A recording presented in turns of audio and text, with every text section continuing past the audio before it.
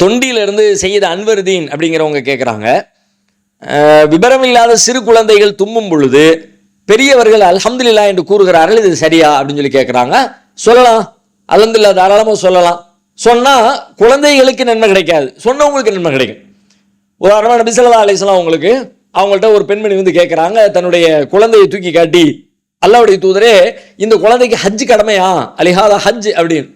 அவர் ரசூலுல்லாஹ் சொல்றாங்க, ஆமாம் ஹஜ் செய்யலாம், பிள்ளைக்கு இருக்குது, ஆனால் வலைக்கு அஜ்ருன், கூலி உனக்கு தான் இருக்குன்ட்டாங்க. ஏன்னா குழந்தை ஹஜ் செய்யலை, குழந்தை புரிஞ்சு விளங்கி செய்யலை, குழந்தைக்கு எந்த கடமையும் இல்லை, நீ குழந்தையை தூக்கிட்டு சுத்துற, அப்போ குழந்தை ஹஜ் செஞ்சதாக ஆகும். ஆனால் அந்த ஹஜ்ஜுக்குரிய கூலி உனக்கு தான் கிடைக்கும், ஏன்னா அந்த கிரியைகளை எல்லாம் நீ தான் செஞ்சிருக்கிறாய்.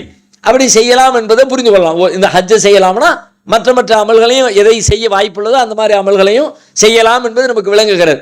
அந்த மாதிரி தான் குழந்தைகள் தும்முகிற நேரத்தில் நாம் அல்ஹம்துலில்லாஹ் சொல்லலாமா, சொல்லலாம்.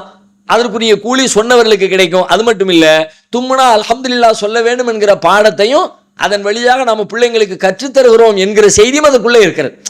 வெறுமனே நன்மை மட்டும் இல்லை, இப்படி அல்ஹம்துலில்லாஹ் சொல்லிக்கிட்டே இருக்கும் பொழுதுதான் புள்ள அதை கேட்டு கேட்டு கேட்டு வளரக்கூடிய குழந்தை அது தும்மல் போடும்போது தானாக அதுவும் அல்ஹம்துலில்லாஹ் சொல்லக்கூடிய ஒரு பழக்கம் அதற்கும் ஏற்பட்டு விடும் என்கிற குழந்தை வளர்ப்பும் அதற்குள்ளே இருக்கிறது என்பதை நாம் புரிந்து கொள்ள வேண்டும்.